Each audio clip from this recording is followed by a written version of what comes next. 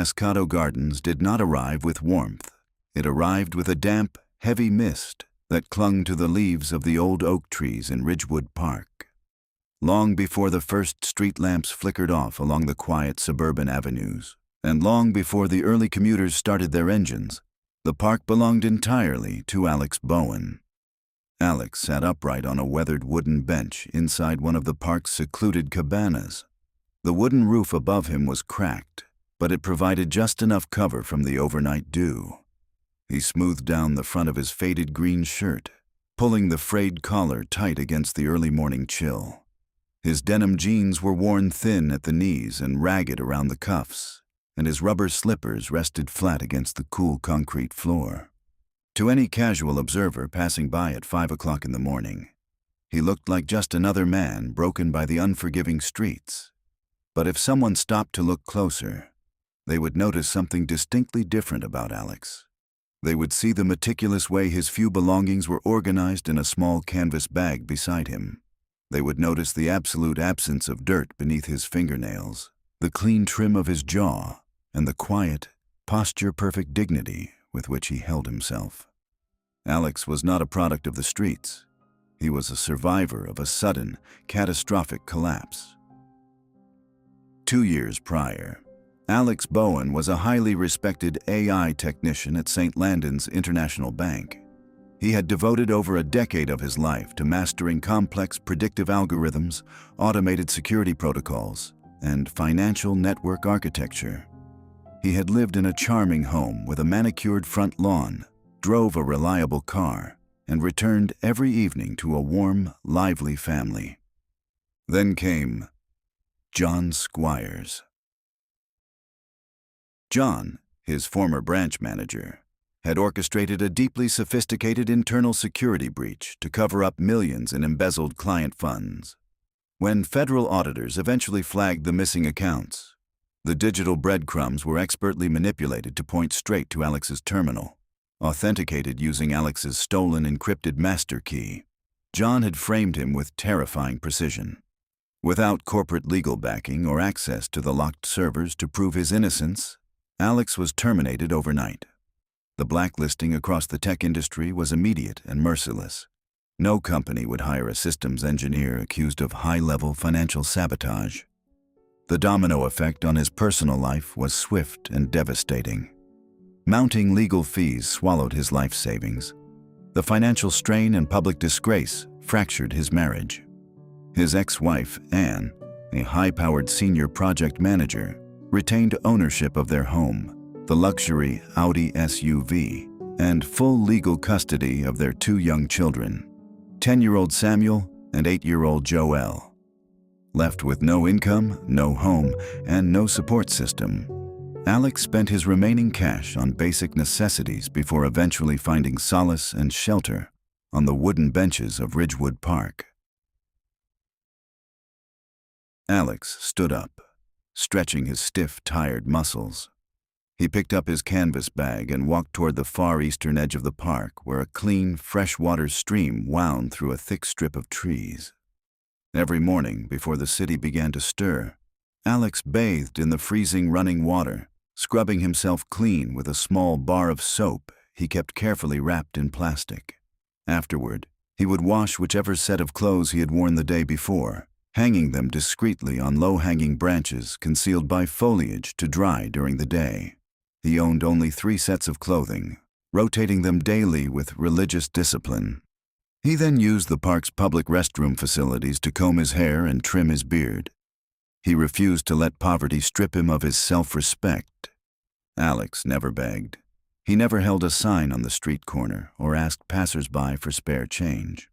Instead, he survived on sheer discipline, small odd jobs, and the occasional kindness of neighborhood locals who recognized his quiet nobility. By 6:30 in the morning, the neighborhood of Cascado Gardens began to pulse with life. Cascado Gardens was a close-knit, picturesque community made up of modest family homes, small commercial streets, local banks, churches, and neighborhood schools. The population was primarily African American, intermingled with Caucasian families and local business owners. It was the kind of town where people knew their neighbors, and news traveled fast. Alex walked along the sidewalk toward the commercial strip, his shoulders square and his chin held high. He moved with a steady, purposeful stride that concealed his inner exhaustion. His goal was the local corner store, a staple of the neighborhood owned by Jerry, a Caucasian man in his late 50s who had operated the shop for over 25 years.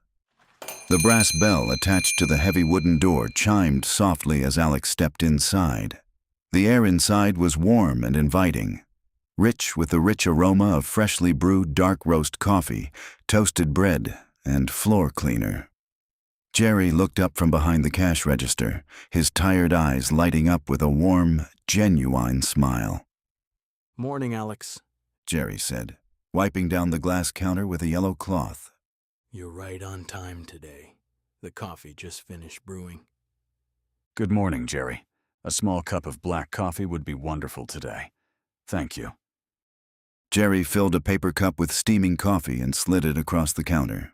Alex reached into his pocket and placed his modest items beside the cup, a small box of matches and a loaf of day-old bread. For over a year, Jerry had done whatever he could to quietly assist Alex, often dropping extra food into his bag or waving off small payments. But circumstances had recently grown difficult for Jerry as well. A massive corporate mega-supermarket had opened its doors just 4 blocks up the main avenue, siphoning off the majority of the neighborhood's daily grocery shoppers. Jerry's sales had plummeted, and his small business was hanging on by a thread. He could no longer afford to give away inventory, no matter how deeply he sympathized with Alex's struggle. Jerry punched the items into the register. "All right, Alex. That comes out to $4.80 today." Alex pulled a handful of coins from his pocket and began counting them out on the glass counter. He arranged the quarters, dimes, and nickels into careful, organized stacks. But as he reached the last coin, his stomach sank. He recounted the stacks, his fingers trembling slightly. He was short by exactly $2.30.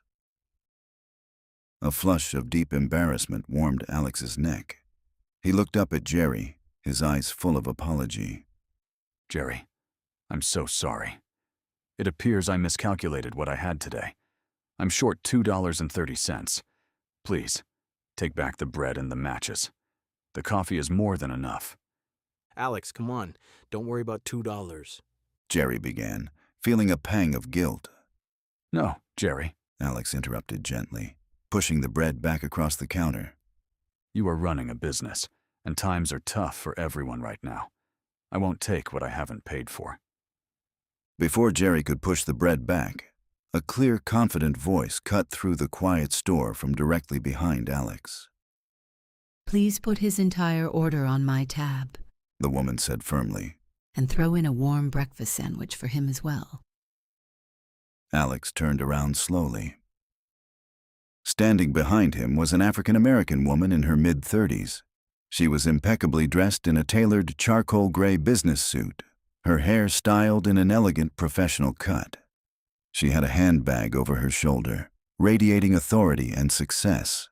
But what caught Alex off guard was her face. Her expression contained no pity, no disgust, and none of the subtle condescension that Alex had grown accustomed to seeing in the eyes of well-off strangers. Alex immediately shook his head, holding his hands up politely. Oh no, ma'am. Thank you, but that really isn't necessary. I can manage quite fine on my own. The woman stepped forward, opening her purse and handing Jerry a clean $20 bill. "It isn't a problem at all, sir. Consider it a good start to a long morning. My name is Jessie, by the way. Jessie Clarke." Alex hesitated, struck by the total dignity in her voice. In a world where most people in expensive suits looked straight through him as if he were invisible, Jessie spoke to him as a complete equal. Alex, he replied softly, accepting the warm food bag from Jerry. Alex Bowen. I truly appreciate your kindness, Miss Clarke. Thank you. "It's a pleasure to meet you, Alex. Have a wonderful day," she said with a respectful nod, gathering her change from the counter. Grateful yet embarrassed by the attention, Alex gave a polite nod to both Jerry and Jessie before turning and exiting the shop. Jessie stood by the shop window, watching through the glass as Alex stepped onto the busy sidewalk. She watched the way he held himself as he walked down the street. His posture was straight, his shoulders were back, and he walked with an undeniable air of quiet pride. He's a good man, Jerry said softly from behind the counter, noticing Jessie's gaze. Used to be a high-level systems technician at a major bank. Had a family, a beautiful home, everything. His boss set him up in a corporate financial scam, and he lost his job, his savings, and his family. But he never begs, and he never complains. He just keeps his head up and tries to make it through each day. Jessie felt a cold shiver run down her spine. It's terrifying how quickly a person's entire life can be ripped away, She murmured, almost to herself. She adjusted her handbag, bade Jerry farewell, and stepped out into the crisp morning air, heading toward the regional head offices of Fidelity Investment Company. As she stepped out the store, Jessie glanced down the street again, without quite meaning to. She saw him walking away, tattered jeans, shirt gone soft and pale from wear, slippers instead of shoes, and she saw something else too. Something in the set of his shoulders and the length of his stride that had nothing to do with the clothes at all. He walked like a man who had not forgotten who he used to be, like a man holding a line. She thought about that longer than $2.30 should have earned. For the remainder of the day, Alex adhered strictly to his daily routine. Routine was his anchor. It gave his unstructured life purpose and kept despair from overwhelming his mind. By 8 o'clock in the morning, he had taken up his usual position behind a large, ancient oak tree across the street from Cascado Elementary School. He kept himself hidden behind the thick trunk, carefully watching the long line of cars dropping off children for the school day. His heart pounded in his chest as a familiar white Audi SUV pulled up to the front walkway. Through the driver's side window, he saw his ex-wife, Anne, speaking to the back seat. 10-year-old Samuel was adjusting the heavy straps of his backpack, laughing at something his sister said. 8-year-old Joelle adjusted a bright yellow bow in her hair before grabbing her brother's hand. Alex closed his eyes tightly, tears pricking the corners of his eyelids. He memorized every detail of their faces, finding solace in the fact that they were healthy, safe, and happy, even if legal restrictions prevented him from approaching them. Once the morning bell rang and the schoolyard cleared, Alex spent his afternoon walking through the commercial blocks of Cascado Gardens. He stopped by auto body shops, bakeries, and hardware stores, asking owners if they needed trash hauled, floors swept, or boxes unloaded. Some days he managed to earn $10 or $15. Other days, he found no work at all. By 4 o'clock in the afternoon, he arrived at St. Mark's Church. The heavy oak doors were open, and the peaceful interior smelled of polished mahogany and burning wax candles. "Good afternoon, Alex," called out Ms. Roberts, the church warden. She was an elder in the African-American community, sharp-eyed, kind-hearted, and deeply attentive to the needs of the neighborhood. Good afternoon, Ms. Roberts, Alex said, walking down the aisle to help her fold metal chairs near the parish hall. Ms. Roberts said, pointing toward a tote bag near the altar. "Make sure you take them with you before you head back." You are far too good to me, Ms. Roberts.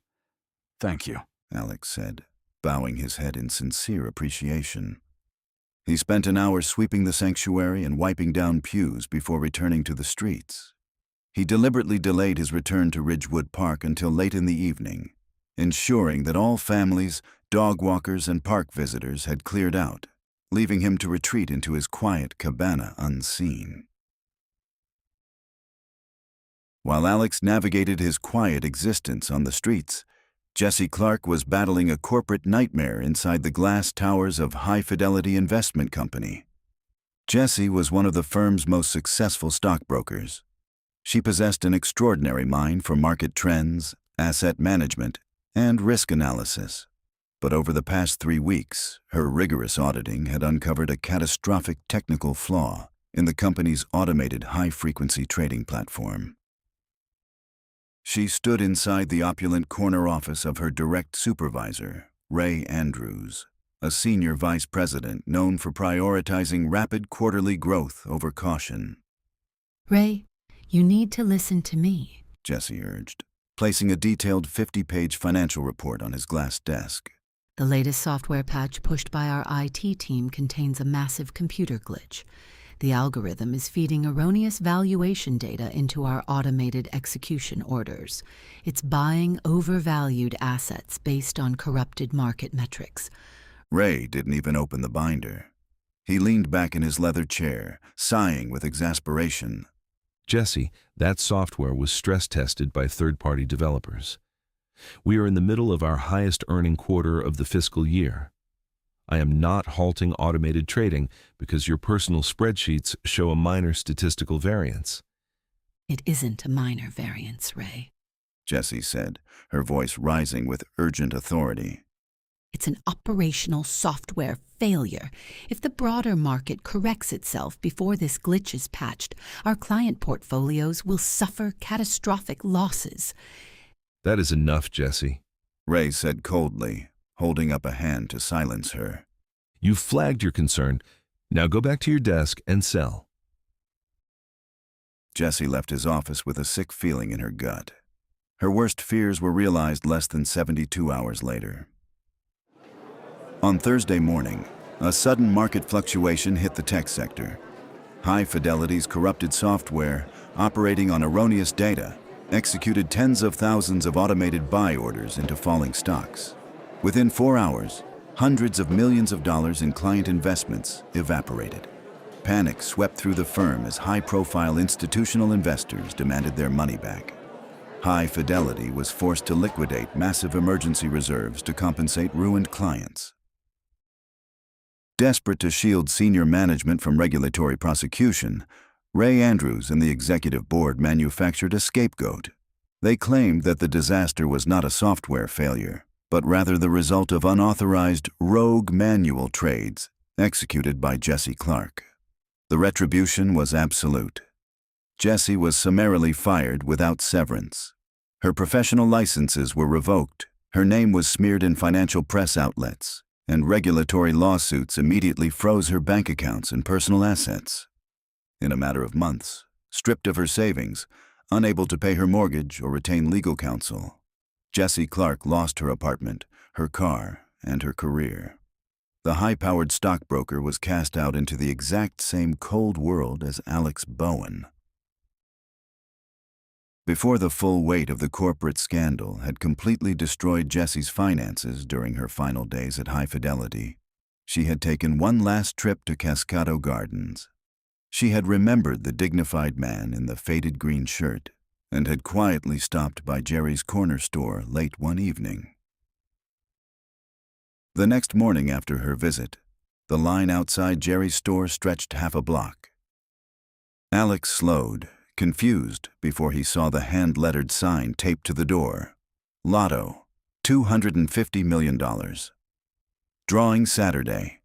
People he half recognized from the neighborhood stood shoulder to shoulder, phones out, laughing about what they'd do with $250 million like the number was small enough to hold in your head.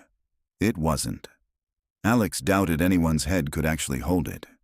He skirted the lotto line and went in through the side door for his coffee, counting his coins on the way. The last of what a Tuesday of yard work had earned him. Jerry was standing behind the counter, a broad smile spreading across his face as Alex entered. Instead of reaching for the coffee pot, Jerry pulled out a thick paper ledger and a crisp white envelope. "Morning, champ," Jerry said, and there was something different in his face today, something almost mischievous. "Before you pay, I got something for you." "You don't need your coins today, Alex," Jerry said warmly.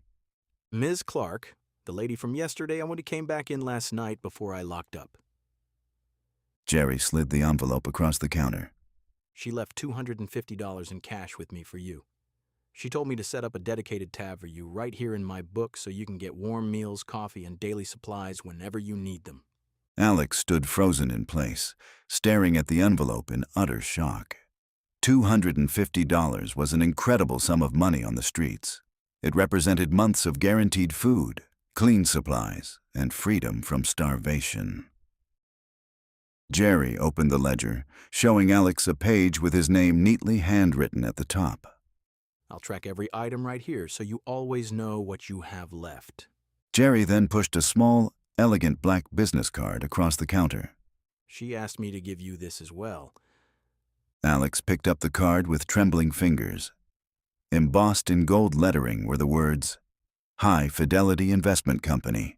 Jessie Clarke, Senior Stockbroker." She is an extraordinary woman. Alex whispered, a wave of emotion tightening his chest. I don't even know how I will ever repay her kindness.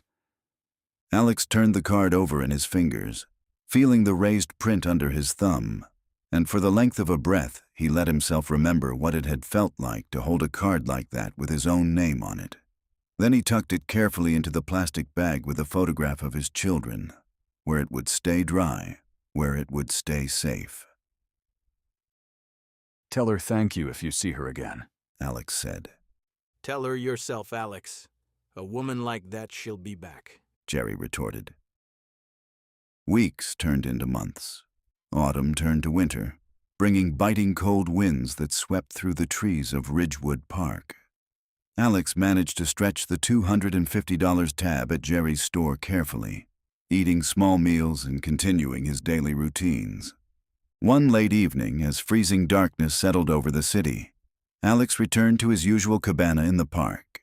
But as he stepped inside the wooden structure, he immediately noticed that he was not alone. Huddled on the far bench in the deepest shadows was a solitary figure wrapped in an oversized coat. A heavy silk scarf was wrapped tightly around the person's head and lower face, leaving only weary, frightened eyes visible. Alex stopped at the cabana entrance, raising his hands slowly to show he was no threat. Don't be afraid, Alex said softly, his deep voice calm and reassuring. I won't hurt you. You can stay here. It's dry, and the wooden walls keep out the worst of the wind. The female figure didn't speak, but gave a faint, trembling nod, pulling the scarf even tighter across her face. Alex recognized the severe trauma of someone newly forced onto the streets, the paralyzing fear and profound shame of having lost everything. He asked no questions. Instead, he quietly became her guardian. For the next 4 days, Alex took the bench on the opposite side of the cabana, keeping watch through the night to protect her from roaming predators. Every morning before dawn, he would leave the cabana early, giving her complete privacy to use the nearby freshwater stream to bathe. He used his remaining balance from Jessie's $250 fund at Jerry's store to purchase hot soups, fresh bread, and large cups of warm coffee. He would carefully carry the food back to the cabana and place it gently on her side of the bench, giving her space to eat without forcing her to speak or reveal her face. On the 5th night, a severe winter storm battered Cascado Gardens. Heavy rain poured down in sheets, and freezing wind whistled violently through the wooden slats of the cabana. The stranger was shivering uncontrollably on the bench, pulling her thin coat tight around her body. Alex stood near the open entrance, using his broad shoulders and body to shield her side of the shelter from the incoming rain. Here, Alex said, untying his own heavy dry jacket. take this. Wrap it over your shoulders. The stranger hesitated, then reached out a trembling hand to take the coat. As she pulled the heavy jacket over her shoulders, her movement caught the edge of her silk scarf. The knot slipped loose, and the fabric fell away from her face. The yellow beam of a nearby park lamppost illuminated her features. Alex froze.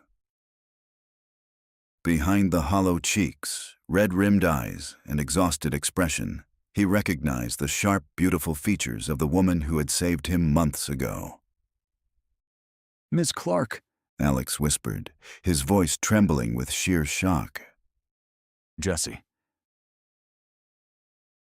Jessie gasped, frantically trying to pull the scarf back over her face. She turned her head toward the dark wall, hot tears streaming down her cheeks. Please, don't look at me, Alex. Please. Alex didn't pull away. He dropped to his knees on the wooden floor beside her bench, his eyes filled with overwhelming empathy and compassion. Jessie, look at me, Alex said gently. When I was at my absolute lowest, you looked at me like a human being. You gave me hope when I had none. You never have to hide your face from me. Jessie let her trembling hands drop into her lap. Sitting together on the wooden bench as the cold rain drummed against the cabana roof, they talked for hours. Jessie wept as she recounted the betrayal at High Fidelity, how the computer glitch she had tried to prevent was blamed on her, how her accounts were frozen, and how she had been cast out onto the streets in disgrace. I warned them, Alex. She sobbed, burying her face in her hands. I told Ray the algorithm was feeding erroneous information. They wouldn't listen. And when it broke, they destroyed my life to save themselves. Jessie, I know that pain, Alex said softly, placing a comforting hand on her shoulder. When John Squires framed me at the bank, I thought my life was over. I felt broken. But you are not defeated, Jessie. You saved my life, and now we are going to look out for each other. We will get through this together. By the end of the week, a wild fever had swept through Cascado Gardens. The Mega Lotto jackpot, which had been rolling over for months, had reached an unprecedented, mind-boggling total: $500 million. Sensational headlines dominated every news station, and massive crowds inundated the neighborhood. Lines of eager buyers stretched down entire blocks outside Jerry's corner store, gas stations, and convenience shops. Wealthy commuters in luxury sedans, local blue-collar workers, and shop owners stood side by side in line, all dreaming of life-changing wealth. Alex stood on the sidewalk across the street, watching the massive crowd buzzing with excitement. He reached into his pocket and pulled out his remaining money. After ensuring Jessie was fed and warm over the past several days, he had precisely $2 left from the money she had given him. He turned back to look toward Ridgewood Park, where Jessie was resting safely in the cabana. He thought about their stolen careers, their ruined reputations, and the corrupt men who had cast them aside. Alex took a deep breath, walked across the crowded street, skipping the line, and pushed through the glass doors of Jerry's store. Hey, Alex, Jerry called out over the loud noise of the crowd, wiping sweat from his forehead as he operated the lotto machine. Crazy world out here today, isn't it? It certainly is, Jerry. Alex smiled warmly.